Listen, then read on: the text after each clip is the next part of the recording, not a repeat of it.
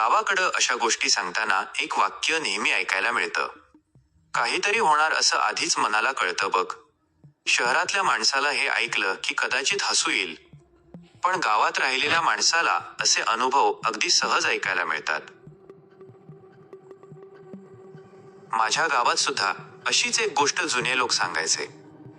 गावात गणपत नावाचा एक माणूस होता. साधा सरळ शेतकरी माणूस. कसलं भुताटकीचं वेड नव्हतं, अंधश्रद्धाळूही नव्हता. पण त्याला एक विचित्र सवय होती. काहीतरी वाईट घडणार असेल की त्याला आधीच अस्वस्थ वाटायचं. पहिल्यांदा अशी गोष्ट घडली तेव्हा त्याने सुद्धा त्याकडे लक्ष दिलं नव्हतं. एकदा सकाळी तो शेताकडे निघाला होता. घरातून निघताना अचानक त्याचा पाय उंबरठ्यावर थांबला. बायको म्हणाली, "काय झालं? जात नाहीस का?" गणपत काही बोललाच नाही. फक्त म्हणाला, "आज नकोसं वाटतंय ग. कशाला तरी मन धडधडतंय." बायको हसली. "सकाळी सकाळी कसलं मन धडधडतंय? जा आता, उशीर होतोय." गणपत निघाला. पण शेताच्या रस्त्यावर गेल्यावर त्याचं मन अजूनच बेचैन झालं. कसलाही आवाज नव्हता. रस्ता नेहमीसारखाच होता. तरी त्याला वारंवार मागं वळून पाहावंसं वाटत होतं. शेवटी तो अर्ध्या रस्त्यातून परत घरी आला. बायको चिडली. "काय झालं आता?" गणपत म्हणाला, "काही नाही. आज शेतात जाऊ नकोसं वाटतंय." त्या दिवशी तो घरीच थांबला. दुपारच्या सुमारास गावातून बातमी आली. ज्या रस्त्याने तो रोज शेतात जात होता, त्याच रस्त्यावर एक मोठं झाड उन्मळून पडलं होतं. आणि नेमकं ज्या वेळेला गणपत तिथं असला असता, त्याच वेळेला ते झाड रस्त्यावर पडलं होतं. गणपत काही बोलला नाही. फक्त बराच वेळ त्या रस्त्याकडे पाहत राहिला. त्या दिवसानंतर गावातल्या लोकांनी त्याला चिडवायला सुरुवात केली. गणप्याला आधीच सगळं कळतं म्हण. गणपत मात्र प्रत्येक वेळी एकच म्हणायचा, "मला काही कळत नाही रे, फक्त काहीतरी बरोबर नाही असं वाटतं." पण खरी गंमत पुढे घडली. काही महिन्यांनी गणपतला रात्री एक विचित्र स्वप्न पडलं. स्वप्नात त्याने एक काळा रस्ता पाहिला. रस्त्याच्या कडेला एक पांढरं घर होतं आणि घराच्या दारात एक लाल कंदील लटकत होता. गणपत त्या घराकडे चालत जात होता.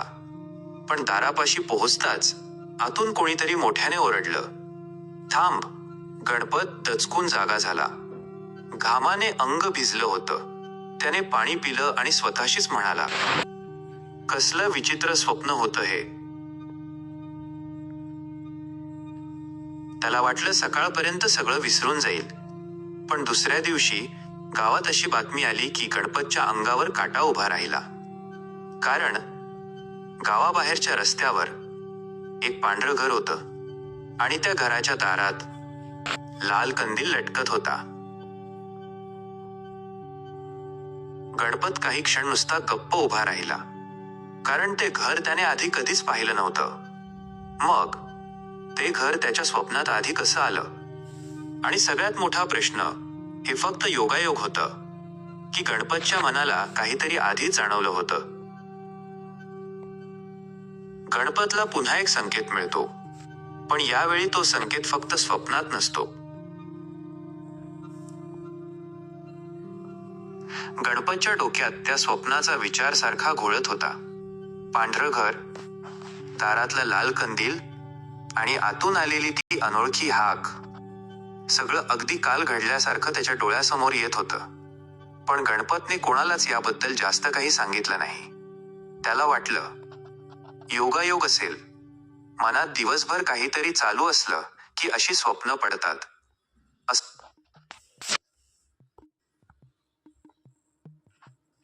असं स्वतःला समजावून तो शेतात गेला. दुपारपर्यंत सगळं नेहमीसारखंच होतं.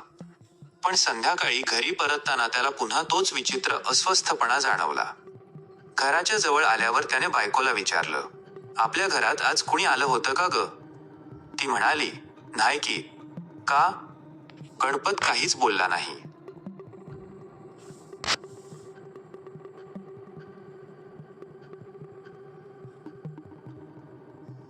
कारण त्याला घराच्या ओट्यावर एक विचित्र वास येत होता. जसा जुन्या कंदिलाच्या तेलाचा वास येतो, अगदी तसाच. त्याने ओट्यावर पाहिलं. तिथं काहीच नव्हतं. रात्र झाली. जेवण झाल्यावर गणपत अंगणात बसला होता. तेवढ्यात गावच्या रस्त्याकडून एक माणूस धावत येताना दिसला. तो गावातला नामदेव होता. दम लागलेला, घाबरलेला. तो जवळ येताच गणपतला म्हणाला, "आर गणप्या, तू आज त्या पांढऱ्या घराकडे गेला होतास का?" गणपतच्या काळजात धस्स झालं. तो म्हणाला, "नाही, पण तुला का विचारायचं?" नामदेव काही क्षण गप्प राहिला.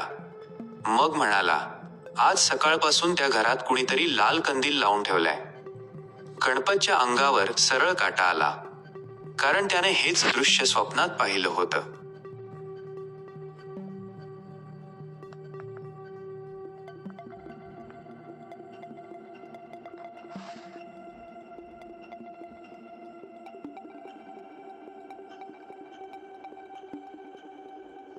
पण गोष्ट इथंच थांबली नाही. नामदेव म्हणाला, "आणखी एक विचित्र गोष्ट झाली. काल रात्री माझ्या भावाला एक स्वप्न पडलं होतं." गणपतने त्याच्याकडे रोखून पाहिलं. "कसलं स्वप्न?"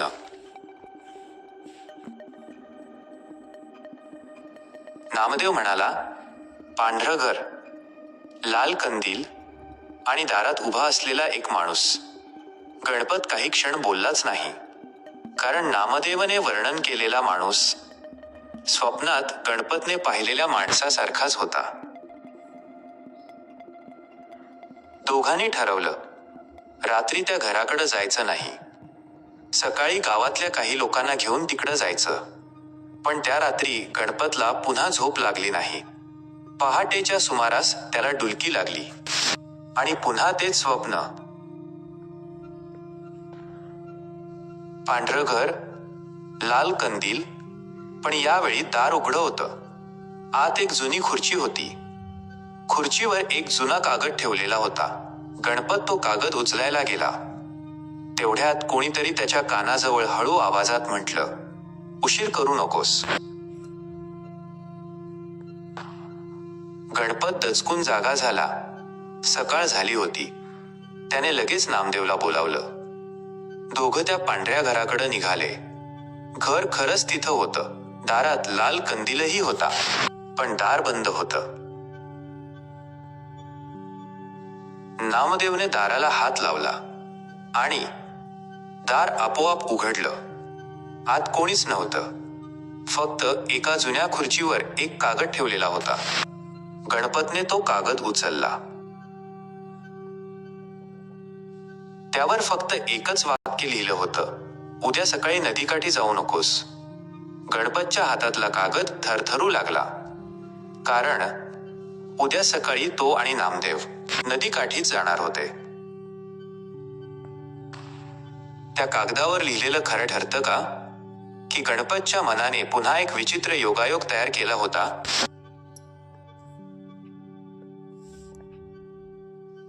गणपतच्या हातातला तो कागद पाहून नामदेव सुद्धा बराच वेळ गप्पच उभा राहिला. दोघांनी एकमेकांकडे पाहिलं आणि शेवटी गणपत हळू आवाजात म्हणाला, "उद्या नदीकडे जायचंच नाही आपण." नामदेव म्हणाला, "वय, पण तो कागद इथं आला तरी कसा?" या प्रश्नाचं उत्तर दोघांकडेही नव्हतं. पुढच्या दिवशी सकाळी गणपत घरातून बाहेरच पडला नाही. पण नामदेव नदीकडे गेला, कारण त्याला एक काम होतं. गणपतने त्याला खूप समजावलं, "जाऊ नकोस म्हणतोय ना मी." पण नामदेव हसत म्हणाला, "अरे काही नाही होत. कालचा कागद कुणीतरी गंमत म्हणून ठेवलाय." आणि तो निघून गेला. गणपत मात्र घराच्या ओट्यावर बसून त्याची वाट पाहत राहिला. सकाळ गेली, दुपार झाली, पण नामदेव परतलाच नाही. गणपतच्या मनात पुन्हा तीच अस्वस्थता सुरू झाली. शेवटी तो नदीच्या दिशेने निघाला. नदीजवळ पोचल्यावर त्याला काही माणसं दिसली. सगळे एका ठिकाणी जमा झाले होते. गणपत धावत तिकडं गेला आणि त्याला समजलं, नदीच्या काठावर एक जुना पूल होता. त्या पुलाचा एक भाग अचानक कोसळला होता. नामदेव ज्या वेळेला तिथं पोहोचला होता त्याच्या काही मिनिटं आधीच पुलाचा तो भाग कोसळला. तो थोडक्यात वाचला होता. गणपतच्या अंगावर काटा आला. त्याने लगेच नामदेवला तो कागद दाखवला. नामदेव काहीच बोलला नाही, फक्त त्या कागदाकडे पाहत राहिला. पण आता गणपतच्या मनात दुसराच प्रश्न उभा राहिला. जर त्या कागदामुळे नामदेव वाचला असेल तर तो कागद लिहिला कोणी? आणि त्याहून मोठा प्रश्न, गणपतला घटना घडण्याआधीच तिची जाणीव का होत होती? गावात ही गोष्ट पसरली. कोणी म्हणालं गणपतला काहीतरी आधीच कळतं. कुणी म्हणालं योगायोग असेल. तर एक म्हातारा माणूस मात्र म्हणाला, मनाला काही गोष्टी आधीच कळतात रे. गणपतने त्याला विचारलं, पण कशा? म्हातारा हसला आणि म्हणाला, हेच तर कुणाला माहीत नाही. त्या रात्री गणपत पुन्हा झोपला. पहाटे त्याला एक नवीन स्वप्न पडलं. यावेळी ना पांढरं घर होतं, ना लाल कंदील होता. फक्त एक मोठं घड्याळ होतं. त्याच्या काट्यांवर एकच वेळ थांबलेली होती. रात्री 2:17. गणपतने स्वप्नात घड्याळाकडे पाहिलं आणि अचानक त्याला स्वतःचाच आवाज ऐकू आला, पुढची वेळ तुझी आहे. गणपत दचकून जागा झाला आणि त्याच क्षणी घरातलं जुनं घड्याळ बंद पडलं. त्याच्या काट्यांवर एकच वेळ होती, 2:17. गणपतच्या या अनुभवामागे खरंच काही रहस्य आहे का? की त्याच्या मेंदूला काही सूक्ष्म संकेत आधीच जाणवत होते? आता या गूढ गोष्टीकडे विज्ञानाच्या नजरेतून पाहूया. गणपतच्या घड्याळाची ती वेळ पाहून नामदेव सुद्धा आता गंभीर झाला. 2:17. ही वेळ त्याच्या डोक्यातून काही केल्या जात नव्हती. पण यावेळी गणपतने एक वेगळाच निर्णय घेतला. त्याने ठरवलं, आता कोणत्याही स्वप्नावर किंवा मनातल्या जाणीवेवर लगेच विश्वास ठेवायचा नाही. कारण प्रत्येक योगायोगाला रहस्य समजलं तर साधी घटना सुद्धा गूढ वाटू शकते. गणपतने गावातल्या शाळेतल्या मास्तरांना ही सगळी गोष्ट सांगितली. मास्तर शांतपणे सगळं ऐकत राहिले. मग ते म्हणाले, गणप्या, तुझं मन काही घटना घडण्याआधी भविष्य सांगतंय असं लगेच समजू नकोस.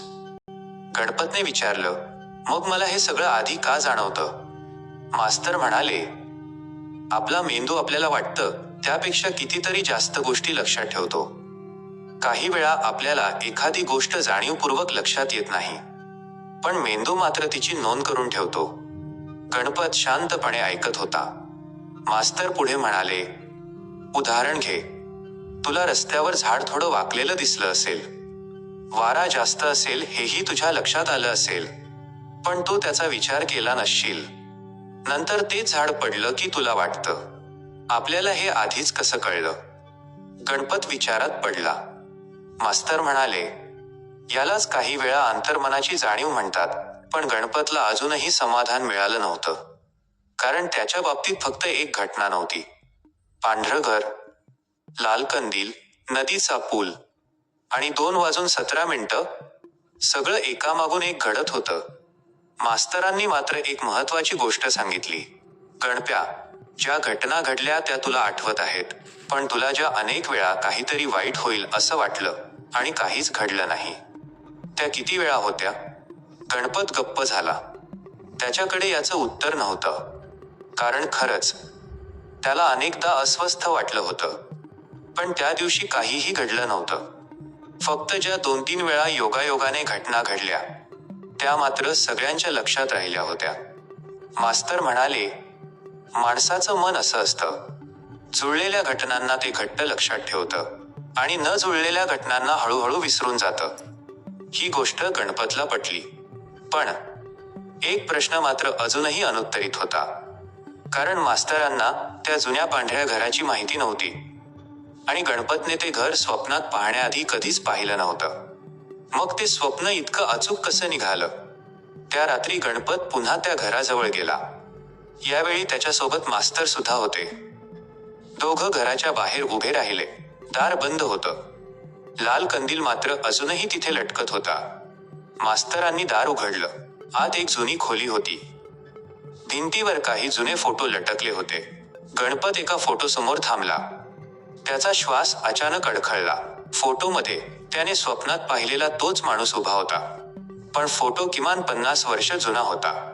गणपतने फोटोच्या खाली लिहिलेलं नाव वाचलं आणि त्याच्या हातातून कंदील जवळजवळ सुटला. कारण त्या माणसाचं नाव गणपतच होतं. पुढील भागात हा फक्त योगायोग होता की गणपतच्या मनात दडलेली एखादी जुनी आठवण त्याला कळत नकळत दिसत होती आणि त्या फोटोमधल्या माणसाचा गणपतशी नेमका काय संबंध होता, या रहस्याचा शेवटचा धागा उलगडूया. फोटोसमोर उभा राहिलेला गणपत काहीच बोलत नव्हता. त्याच्या शेजारी उभे असलेले मास्तर सुद्धा शांत झाले होते. फोटो जुना होता, खूप जुना, पण त्या फोटोमधला चेहरा गणपत सारखाच दिसत होता. मास्तरांनी फोटो भिंतीवरून काढला. मागच्या बाजूला एक तारीख लिहिलेली होती. ती तारीख पाहून गणपत अजूनच गोंधळला, कारण ती तारीख त्याच्या जन्माच्या कित्येक वर्ष आधीची होती. मास्तर